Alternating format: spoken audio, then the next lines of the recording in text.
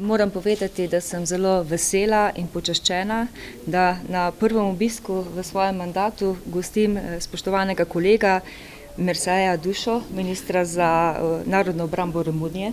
Z ministrom sva se do sedaj že nekajkrat srečala na različnih zasedanjih ministrov.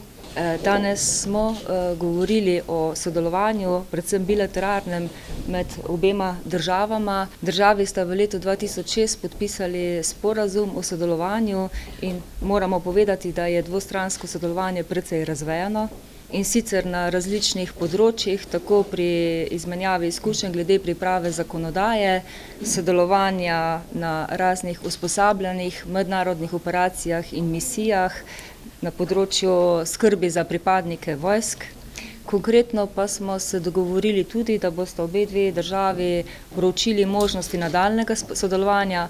Predvsem je Slovenija ponudila možnost sodelovanja pri JTAC-u, se pravi šoli za usmerjevalce združenega ognja, ter seveda tudi v NATO-vem centru odličnosti za gorsko bojevanje v Poljčah.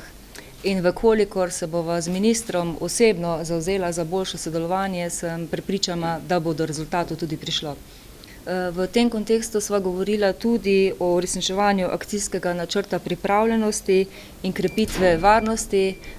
Dotaknila sva se vseh zahtevnih varnostnih izzivov, tako na Balkanu kot tudi v širši regiji. In strinjamo se, da je vse zmogljivosti potrebno graditi tako, da so odgovor na celoten spekter groženj, ne glede na geografski izvor.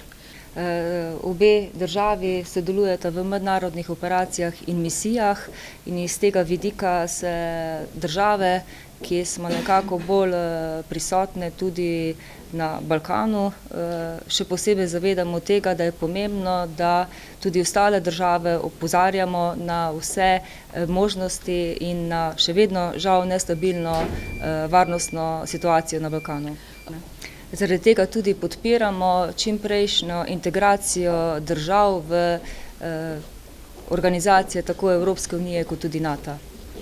Naj na koncu izkoristim še priliko za to, da se tako ministru osebno kot tudi vladi njegovi zahvalim za v bistvu darilo, za letalo Orel, ki bo pomembno obogatilo zbirko Vojaškega muzeja v Pivki. Vem, da je bilo kar težko delo, veliko pripetljajev, zato res čestitka vam, zahvala pa tudi vsem ostalim. Danes bo popoldne tudi slovesnost v Pivki in vabljeni vsi, da se jo udeležite.